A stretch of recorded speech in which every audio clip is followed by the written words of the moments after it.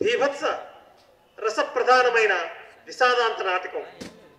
అదో మహాసముద్రం, జీవితమంత విశాలమైనది, అగాధమైనది.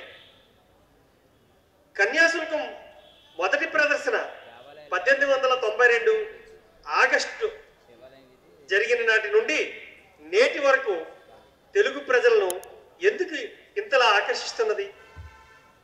కన్యాశుల్కం నాటకంలో కన్యాశుల్క సమస్య పోయింది, కానీ జీవితం ఇంకా అలాగే ద్వంద్వ ప్రమాణాలతో కొనసాగుతూ ఉన్నది. నాటకంలో మోసానికి, కపటానికి ప్రతిబింబాలైన గిరీశం, రామప్ప పంతులు వంటి పాత్రలు లోకంలో అన్ని రంగాల్లో కోకొల్లలుగా విస్తరిస్తుంటే, నీతికి నిలువెత్తు నిరసనలా నిలబడిన మధురవాణి లాంటి వ్యక్తులకు ఈ రోజుల్లో సమాజంలో గౌరవాదాలు లేకుండా పోయాయి. ఈ పాత్రలు సమాజంలో ఉన్నంతకాలం ఈ నాటకం బతికే ఉంటుంది. కన్యాశుల్కం నాటకంలో సాహితీ రంగస్థల ప్రియుల్ని ఇంతకాలం ఆకట్టుకోగలిగిన అనేక అంశాలు ఉండడం వల్లే అది ఈనాటికి సజీవ నాటకంలా నిలిచి ఉంది.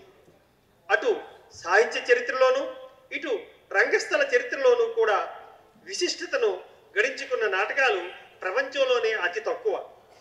కనీసం 4 తరాల ప్రేక్షకుల్ని, పాఠకుల్ని ఈ నాటకం ఎందుకు అలరించిందో, వారంతా దీనిని ఎందుకు ప్రేమించి ఆదరించారో బేరీజు వేసుకుంటే దాని జీవ లక్షణాన్ని మనం పట్టుకోవచ్చు.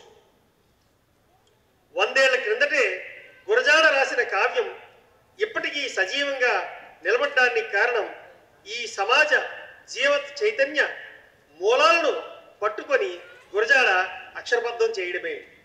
అందుకే ఇప్పటికీ నవోన్మేషంగా ఈ నాటకం ఈనాటి ప్రేక్షకులను కూడా ఆకర్షిస్తూనే ఉన్నది. మరెందుకు ఆలస్యం? ఈ కన్యాశుల్కం సంక్షిప్త దృశ్య రూపకాన్ని చూసి ఆస్వాదించండి, నటీనటులను ఆశీర్వదించండి. నాటకాన్ని చదవండి, చూసి ఆనందించి, నాటకాన్ని చదివి చూసి ఆనందించగలిగే నాటకం తెలుగు సాహిత్యంలో కన్యాశుల్కం ఒక్కటే. గురజాడ ఆర్ట్స్ విజయనగరం వారిచే మహాకవి గురజాడ అప్పారావు అపూర్వ సృష్టి కన్యాశుల్కం సంక్షిప్త దృశ్య రూపకం. ఇందులో పాత్రలు, పాత్రధారులు: మధురవాణి కేవి పద్మావతి, నంది అవార్డు గ్రహీత, వెండి కిరీటధారిణి. గిరీశం ప్రధాన Vijayaram. Agnihotravadhanulu MVS Sudhakar Patnaik. Lubdhavadhanulu PAN Shastri, Karakata Shastri, Pasumarthi Sanyasirao. Ramappa Pantulu GS Chalam. Saujanyarao Pantulu Pasela Mahesh. పూజారి Gowraiah P Chandranaidu. Venkamma Sandhya Priyadarshini. Buchamma M Sunitarani. Potakollamma B Jyothi. Meenakshi Ganta Lakshmi. Mahesam VVR Murthy. Venkatesam S Vasikar. Sound lighting system BV Sivaprasad. సంగీతం కె సత్యనారాయణమూర్తి. రంగాలంకరణ ఆహార్యం ఎస్ రమణారావు. నిర్వహణ బాధ్యతలు షేక్ గౌస్ బాషా గారు.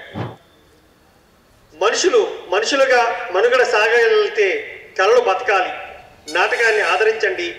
మీరు ఆశాంతం విజ్ఞతతో ఈ నాటకాన్ని తిలకించండి. ఈ నాటకానికి దర్శకత్వ బాధ్యతలు వహిస్తున్నది జిఎస్ చలం. మరొక 10 నిమిషాల్లో ఈ నాటకాన్ని మీ ముందు ప్రదర్శించబోతున్నారు. కాబట్టి మీరందరూ కూడా ఆశాంతం విని నటీనటులను ఆశీర్వదించండి.